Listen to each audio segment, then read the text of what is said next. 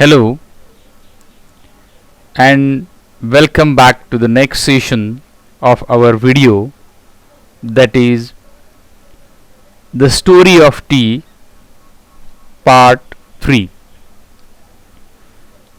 In previous session we have learnt the first page of our lesson, that is page number 18, and now we are going to proceed with the page number 19, that is second page, and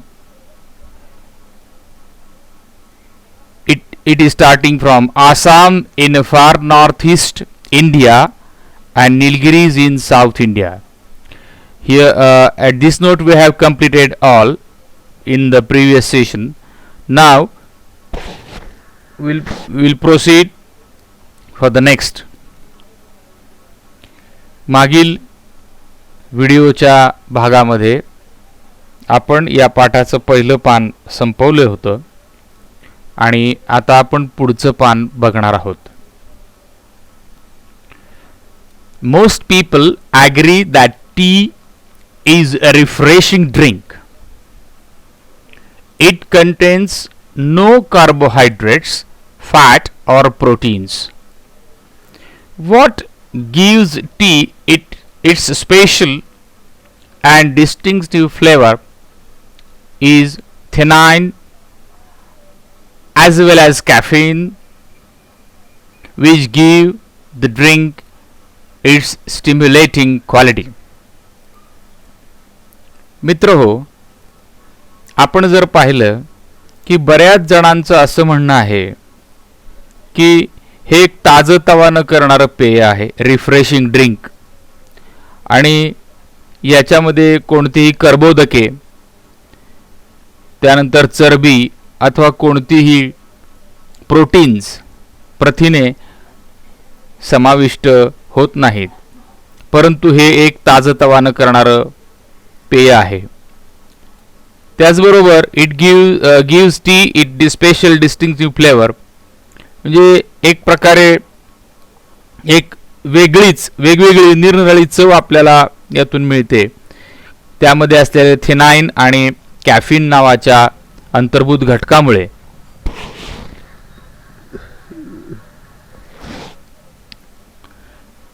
which give the drink its stimulating quality, आणि त्यामुळे त्याच्या जे काही दर्जा आहे चहाचा तो आपल्याला सर्वोत्तम मिळतो. How and when did people first begin to drink tea? आता थोडासा याचा इतिहास जर आपण पाहिला की केव्हा आणि कधी लोक चहा पिऊ लागले. An amusing story has come down to us from Chinese legends. चीन मधल्या काही आख्यायिका जर आपण अभ्यासल्या अथवा वाचल्या तर आपल्याला काही त्यामध्ये माहिती मिळते. It said that Emperor Shennong, the father of Chinese agriculture and medicine, was on his travels. When a servant was boiling some water for the emperor to drink, just then a few leaves from nearby tree blew into the boiling water. The water immediately changed the color. On drinking the water, the emperor was amazed by the rich flavor and the refreshing quality of resulting infusion. Excited by the unknown plant that its amazing flavor, he carried out further investigations and discovered that tea had many healing and restorative properties and could also be used as an antidote to certain poisons. मित्र हो, या परिच्छेदाचं अवलोकन करता आपल्याला असं दिसून येतं की चीनमधला एक सम्राट शेनॉंग, त्याला तत्कालीन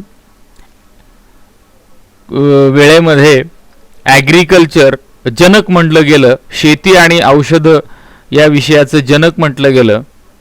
तो एकदा आपल्या प्रवासामध्ये असताना त्याच्याबरोबर सगळे नोकर चाकर होते आणि त्या सम्राटाला एक गरम पाणी पिण्यासाठी म्हणून हवं होतं.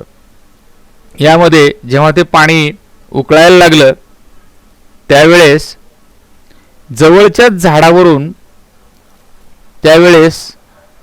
झाडावरून काही पानं उडाली आणि त्या ठिकाणी जिथे पाणी उकळत ठेवलं होतं त्या भांड्यामध्ये येऊन पडली. ती पडल्यानंतर काही वेळाने राजाने, त्या सम्राटाने ते पाणी प्यायला घेतलं आणि त्याच्या लक्षात आलं की the water immediately changed colour, पाण्याचा रंग बदलला गेला आहे. आणि on drinking that particular water emperor was amazed by the rich flavour, आणि तो आश्चर्यचकित झाला. अतिशय वेगळाच असा सुंदर असा त्याचा चव, फ्लेवर त्याला मिळाला होता त्या पाण्याचा. आणि ते पाणी पिल्यानंतर तो ताजातवाना झाला.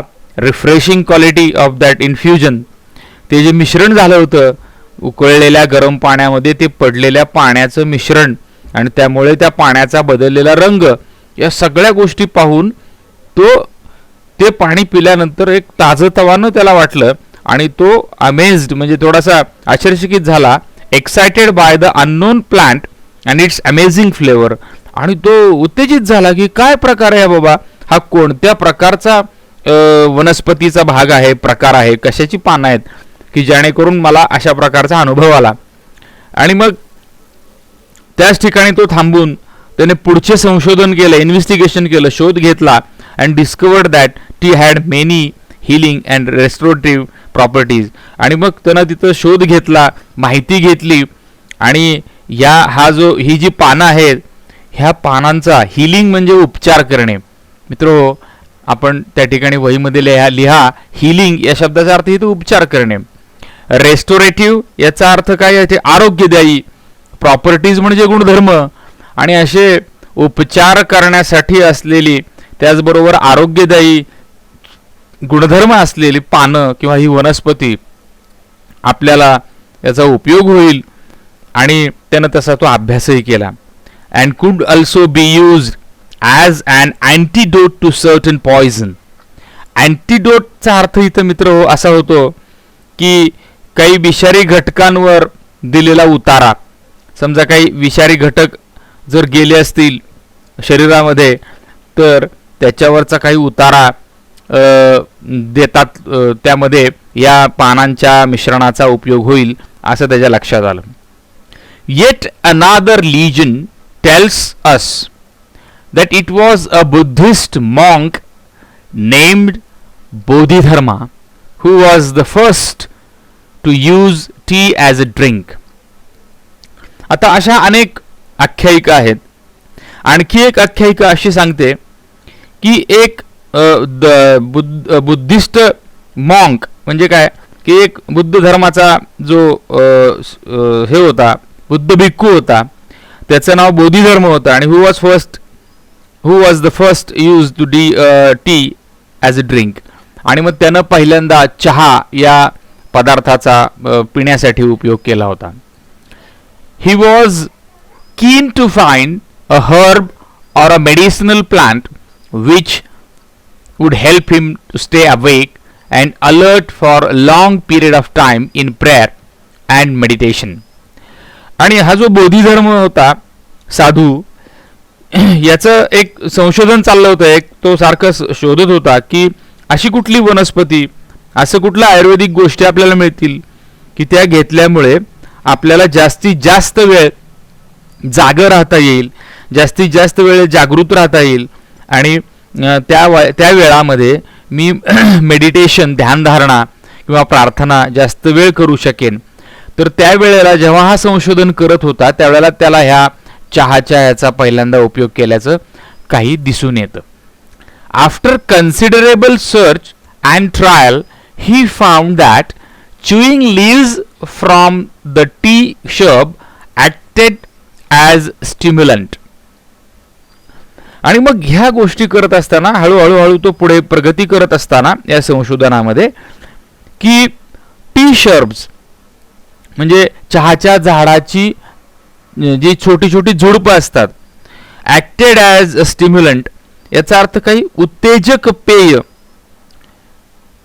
जर ती चहाच्या झाडाची छोटी छोटी असणारी जी काही पानं आहेत ती पानं आपण चघळली, चावून चावून चावून चघळली, तर तिचा जो काही परिणाम आहे की ते उत्तेजकता निर्माण करतात, म्हणूया आपण स्टिम्युलंट, उत्तेजकता देणारे असे, हेल्पिंग हिम स्टे अवेक. आणि तो या प्रकारे की जो प्रयोग करत असल्यामुळे त्याला मदत होत होती की तो जास्त जागा राहत असे किंवा त्याच्या कामामध्ये तो जास्त ह्या गोष्टींचा प्रयोग केल्यामुळे जागा राहत असे.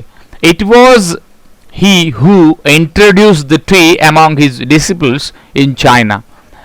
आणि मग हाच तो साधू होता की त्याने काय केलं की या सगळ्या गोष्टींचा उलगडा त्याचे डिसिपल्स म्हणजे जे शिष्य आहेत त्या शिष्यांच्या द्वारे चीन प्रांतामध्ये केला.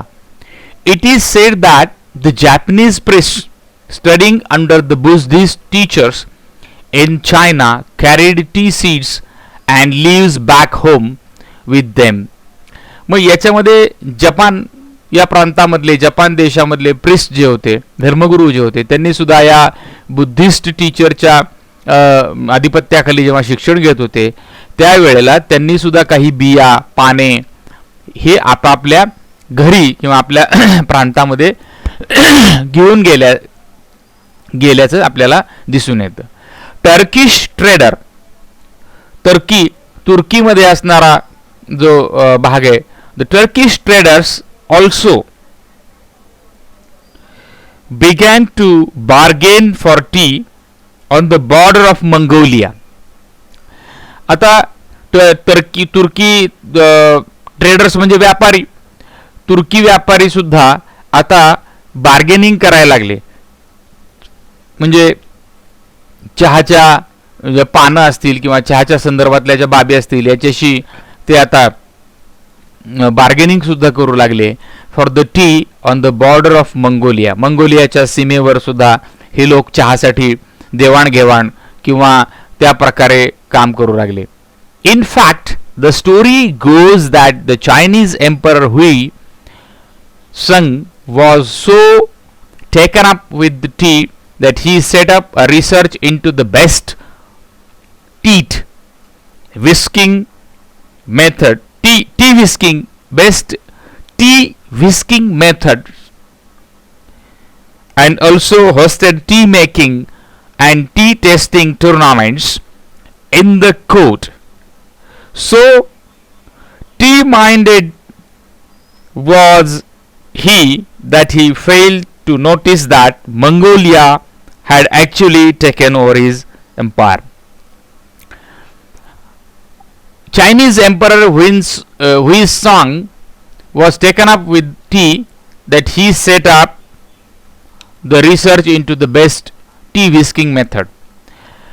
हुईसंग नावाचा जो एम्परर होता चीन मधला, त्याने एक रिसर्च केला की बेस्ट टी विस्किंग मेथड, की माझ्याकडेच चहा बनवण्याची, चहाचे मिश्रण तयार करण्याची योग्य पद्धत किंवा सर्वोत्तम पद्धत आहे. आणि मग त्यामुळे त्याने tea making and tea tasting tournaments भरवायला सुरुवात केली. त्याच्या राजदरबारामध्ये चहा बनविणे आणि चहाची चव घेणे किंवा चहा पिणे अशा प्रकारची स्पर्धा किंवा टुर्नामेंट्स भरवायला सुरुवात केली.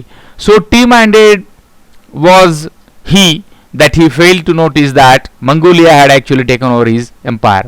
आणि हे जे सगळे बाबी आहेत हे करत असताना त्याच्या लक्षात आलं की टी माइंडेड सगळे चहाडे म्हणूया, चाहते, चहाचे चाहते, that he failed to notice that Mongolia had actually taken over his empire. So today we'll conclude here for this page and go through the new words occurred in this page, that is on your columns, that is what does the tea contain, what does it not contain, what contents are ingredients of the tea are there, then who was the emperor of Shenong, why did he carry out further investigation about tea, how did tea reach other parts of the world, and discuss about that what is the difference between legends or stories and history.